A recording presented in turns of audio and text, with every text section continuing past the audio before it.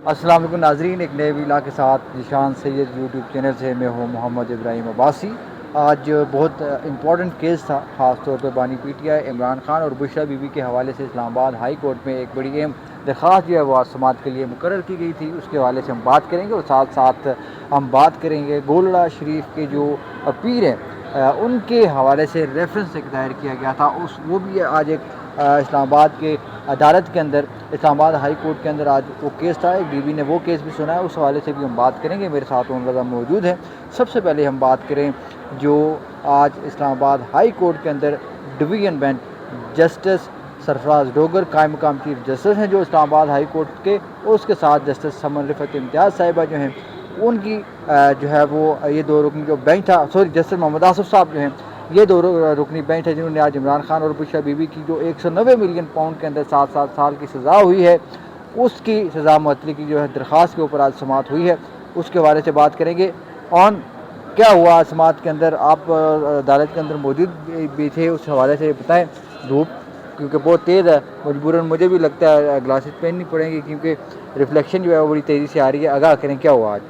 अब बहुत शुक्रिया इब्राहिम साहब। देखिए, आज 190 मिलियन पाउंड केस में जो इमरान खान और बुशरा बीबी को, इमरान खान को 14 साल की और बुशरा बीबी को जो 7 साल की सज़ा हुई, और ये जो कि गालबन को ये 18 जनवरी को ये फैसला आया, और ऐसे ही है ना तारीख, ऐसे ही है। तो उसके बाद शायद वो सजाएं मुझसे मिस्टेकली 7 और 7 और हो गई, 14 और 7 साल 14 और 7 साल कर दिया। और उसके बाद आपने देखा कि पाकिस्तान तहरीक इंसाफ के फिर वकला की जानिब से एक पटिशन दायर की गई सज़ा मुअत्तली की, और मरकज़ी अपीलें के लिए भी इसमें जो है वो एक दरख्वास्त दायर की गई।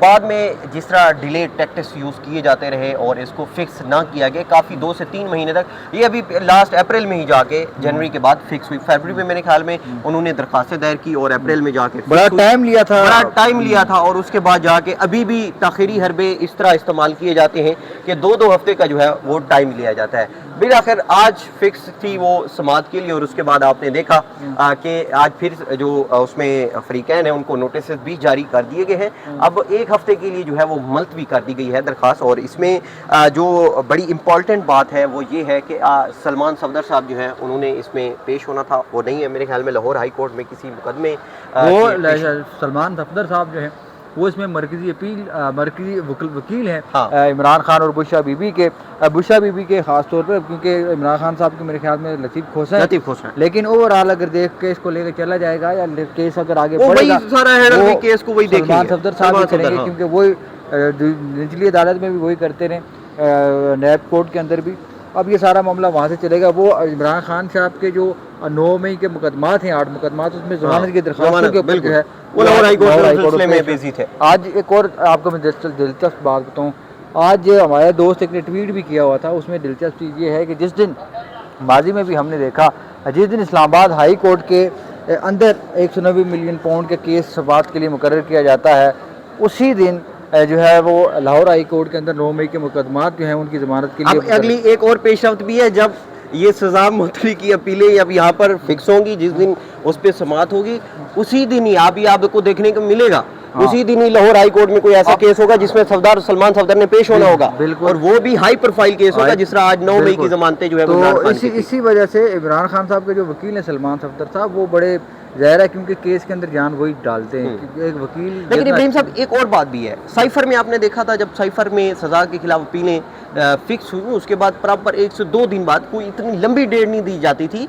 पाकिस्तान तहरीक इंसाफ के वकला और कानूनी और लीगल टीम जो है वो उस वक्त आमिर फ़ारूक साहब पे बड़ी तनकीद करती थी कि ये जी फलां जज है, लेकिन उसमें आपने देखा कि 2 से 3 महीने में उन्होंने उसको बैर उठा के फेंक दिया था, और उसमें इमरान खान की सज़ा और शाह महमूद कुरैशी की सज़ा कालअदम करार दे दी थी। अब इनको जो एक हमारी जहाँ पर अब ज़ाहिर है हम यहाँ पर रिपोर्टिंग करते हैं, तो जो हम जहाँ तक हमें समझ आता है ये 2026 के एंड तक ये जाके ये मुझे ऐसा लग रहा है कि देखें बहुत सारी चीज़ें होती हैं। अब इस्लामाबाद हाई कोर्ट का कोई भी जज हो, सुप्रीम कोर्ट का जज हो, वो एक इंडिपेंडेंट जज होता है, उसके पास ये इख्तियार होता है कि उसने क्या करना है।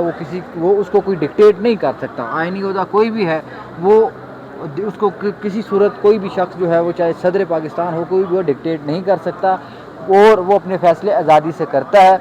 और दूसरी चीज़ बड़ी इंपॉर्टेंट ये होती है कि आईनी ओहदे जो हैं वो आपकी रियासत के मुलाजम नहीं होते, आपके मुल्क के वो मुलाजम नहीं होते, बल्कि वो एक तौर पर आप उनकी सर्विसेज जो है वो हासिल करते हैं। इस वजह से उनको जो है वो आईनी ओहदे कहा जाता है। इस सिलसिले में अगर आप देखिए देखें, इन्हीं केसेस, ये जो अभी केसेस चल रहे हैं, इन्हीं के पीछे एक आपको एक प्लान भी नजर आता है कि जिस प्लान के तहत यहाँ पर वो चीफ जस्टिस साहब को लाया गया, उनको ऐसे नहीं लाया गया। अब वो उनको लाया गया है, तो अब देखें कोई भी प्रोजेक्ट जब आप लॉन्च करते हैं, उसमें आप किसी बंदे को जाके लेके आते हैं, तो वो फिर आपकी उस मर्जी के मुताबिक चलता है जिसके तहत आपने उसको लाया है। बिल्कुल ऐसे ही है। इस तरीके से ये अभी आज वाला जो मामला हुआ है, इसको हम देखेंगे, क्योंकि पहले इसमें बहुत सारी जो मरकज़ी दरखास्तें थी उसको मुकर्रर करने के लिए जो है वो जल्दी समाअत के लिए या अर्ली हेयरिंग की दरखास्तें इस्लामाबाद हाई कोर्ट में दायर की गई बानी PTI की जानिब से और बुशरा बीबी की जानिब से, लेकिन उसमें बाकायदा कोई तारीख नहीं दी गई। आज भी कोई बाकायदा तारीख नहीं दी गई।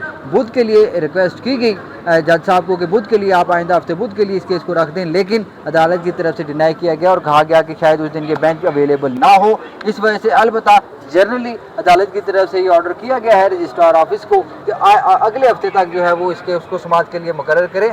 लेकिन पहली जो मैंने आइन के हवाले से बात की है, आइनी ओहदों के हवाले से बात की है, वो इसलिए मैंने की थी, अगर कोई जज छुट्टी करना चाहे इस्लामाबाद हाई कोर्ट का, किसी भी हाई कोर्ट का या सुप्रीम कोर्ट का आइनी ओहदे वाला शख्स जो है, जो उसके पास आइनी ओहदा है, उसको कोई रोक नहीं सकता। अगली समाअत के अंदर अगर जस्टिस आसिफ साहब छुट्टी पर चले जाते हैं तो यकीनी तौर पर यह केस की समाअत नहीं होगी। चीफ जस्टिस साहब खुद किसी फिर वो आगे नहीं। हाँ, अब जो प्लान है वो ये है कि महीने में सिर्फ 2 समातें रखें, क्योंकि 2 हफ्ते के लिए जिस तरह मुलतवी किया जाता है। अगर इस्लामाबाद हाई कोर्ट के चीफ जस्टिस साहब कायम काम चीफ जस्टिस साहब अगर किसी मसरूफियात की वजह से नहीं आ पाते तो ऑटोमेटिकली ये केस जो है वो इसकी समाअत नहीं हो सकेगी और मजीद डिले चला जाएगा। उसके बाद कोई प्रॉपर तारीख जो है वो नहीं आएगी, क्योंकि जिस वक्त जुडिशल ऑर्डर दिया जाता है किसी केस की समाअत के लिए तो फिर उस केस को उसी तारीख को जो है वो समाअत के लिए मुकर्रर होना होता है। लेकिन जुडिशल ऑर्डर कहीं भी नहीं दिखा गया। ऑर्डर शीट के अंदर आज डेट नहीं लिखी गई होगी। अगले हफ्ते का जिक्र ज़रूर शायद हो ऑर्डर के अंदर, लेकिन अगले हफ्ते अगर उस तारीख को जिस दिन ये केस मुकर्रर किया जाए, अगर जज वहाँ पे कोई वजूद ना हो तो ऑटोमेटिकली ये चीज़ डिले में चली जाएगी। अब दूसरी बड़ी इंपॉर्टेंट चीज़ ओन रज़ा साहब ये बताएं कि जो गोलरा शरीफ के पीर हैं उनके हवाले से कुछ रेफरेंस था, आप जो है केस भी था उनके अंदर रेफरेंस एक दायर किया गया नायब की जानिब से, उसके हवाले से आपको ओन रज़ा साहब आगाह करेंगे। इस्लामाबाद हाई कोर्ट के 2 रुकनी बेंच जस्टिस मोहसिन अख्तर कियानी साहब और जस्टिस समन रिफत इम्तियाज़ साहिबा के पास ये केस लगा हुआ था, जिसके अंदर जो है उनके वकील की तरफ से जो है वो बड़े कोशिश की गई। पहले जस्टिस मोहसिन साहब ने इनकार कर दिया, लेकिन उनकी बात बाद में मानी गई। बात मानते हुए नोटिस जो है वो जारी कर दिया, उनसे जवाब जो है वो तलब कर लिया। अब आप बताएं ओन रज़ा साहब किस तरीके से जो है वो रेफरेंस है और क्या क्या इसके अंदर चीज़ जो है वो देखिए ये जो हमारे अतौर रहमान साहब हैं, हमारे बड़े अच्छे कोलीग हैं, ये शायद व्लॉग में आना पसंद करते हैं, हमारे इनसे भी जो है वो इनका शुक्रिया अदा करते हैं हमारे व्लॉग में।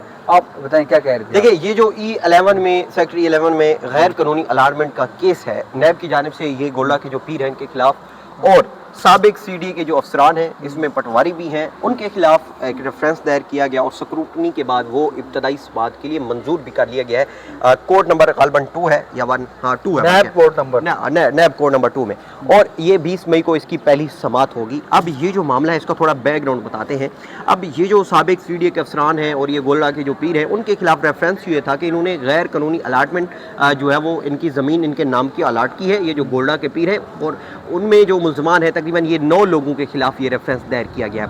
ये बेसिकली एक इंक्वायरी हुई थी 18 अप्रैल 2016 को, और बाकायदा तौर पर वो फिर इंक्वायरी 8 जून 2018 को वो एक तफ्तीश में तब्दील हो जाती है। और बाद में फिर ये जो गोल्डा के पीर हैं इनकी जानिब से प्ली बारगेनिंग की जो है वो एक दरख्वास्त भी दायर की गई और वो मुस्तरद हो गई। अब इनके लिए जो मुश्किल बनी वो वही प्ली बारगेनिंग की एक दरख्वास्त थी, और उसमें नैब ने एक मौक़िफ़ अपनाया है कि प्ली बारगेनिंग की दरख्वास्त दायर करना ही ये चीज़ साबित करती है कि ये लोग जो है इसमें मुलविस है। और वैसे अगर उस चीज़ से हट कर भी अगर देखा जाए तो E11 सेक्टर में बड़ी जो गैर कानूनी तौर पर आप अगर वैसे कभी चक्कर लगे तो आपको लगेगा यार ये इन लोगों के पास ये ज़मीन कहाँ से आ गई। जो चीज़ भी है, लेकिन एक और इसके पीछे बैकग्राउंड जो मेरी नॉलेज में है मुबैना तौर पर वो मैं आपको अगर बताऊँ, आप अगर वो सुने, हमारे नाजरीन के लिए बड़ी इंपॉर्टेंट चीज़ होगी कि जो ये पोस्ट सेक्टर हैं यहाँ पे ज़मीनें थी, कहा जाता है कि इन जो पीर हैं गोल्डा शरीफ के, इनके बाद में ये जो ज़मीनें हैं ये बेच दी गई, इनको मुतल्लिका जगह जो है वो दी गई गोल्डा शरीफ के अंदर वो उन्होंने ले ली। लेकिन अब वहाँ पे एक जो है वो हमारे जो भाई लोग हैं उनकी तरफ से कुछ ज़मीनें वहाँ पे एक्वायर करने का सिलसिला शुरू हो चुका है और वो कुछ ज़मीनें जो हैं वहाँ से लेना चाह रहे हैं। जो गोलड़ा शरीफ के जो पीर है वो उनको इनकार करते हैं, वो ज़मीन का कंट्रोल उनको नहीं दे पा रहे, जिस वजह से वो नैब का इस्तेमाल करके उस ज़मीन को हासिल करने की कोशिश की गई है। अगर आपके पास इस बारे में कोई और नॉलेज है? बिल्कुल ऐसा ही है कि ज़मीन अलॉटमेंट की गई इन लोगों के खिलाफ, इन पीरों के खिलाफ, और उसके बदले फ़वैद हासिल किए गए और ये उसमें मौक़िफ़ अपनाया गया है नैब की जानिब से। और बाकी जो CDA के साबिक अफसरान थे उन्होंने इसमें जो है वो अपने फ़वैद हासिल किए हैं। अब बात यह है कि अब मुकदमा जो है वो इस रेफरेंस का जो है वो स्क्रूटनी के बाद अब इब्तदाई समाअत के लिए जो है वो मंजूर हो गया और उसके बाद आप देखेंगे कि नैब कोर्ट इस पर किस तरह इस ट्रायल को लेकर चलती है। 9 लोग इसमें हैं और ECL के उनमें ECL उनके नाम भी ECL में डाल दिए गए और वो इस्लामाबाद हाई कोर्ट में भी कई बार इसमें रजू कर चुके हैं। अब CDA साबिक CDA के जो अफसरान हैं जिनमें लैंड रिकॉर्ड के जो वो अफसर हैं वो हो गए, फौत हो गए और उनके खिलाफ उसमें इंक्वायरी भी चलती रही। तो आज वो आपने सुना होगा वकील साहब उसके वजह से आगाह कर रहे थे। अब 20 मई के बाद देखेंगे कि इसकी समाअत कैसे होती है, जो चीज़ें होंगी वो। आज जो इस्लामाबाद हाई कोर्ट के अंदर केस था उसकी समाअत 22 मई तक जो है मुलतवी कर दी गई है। जो मरकज़ी दरखास्तें हैं उनको एक साथ सुना जाएगा, वहाँ पर अदालत ये फैसला करेगी कि ये जो दरखास्तें दायर की गई है, बहुत बहुत शुक्रिया उन आपका, जो दरखास्तें जो है वो दायर की गई हैं ये कानून के मुताबिक हैं या नहीं। आज जज साहब की तरफ से भी कहा गया, जो वकील थे उनको कि ये जो दरखास्तें ये हम बाद में देखेंगे 22 तारीख को कि ये दरखास्तें काबिल समाअत हैं या नहीं। हमें अगले भी इलाक़ तक इजाज़त दीजिए। अल्लाह।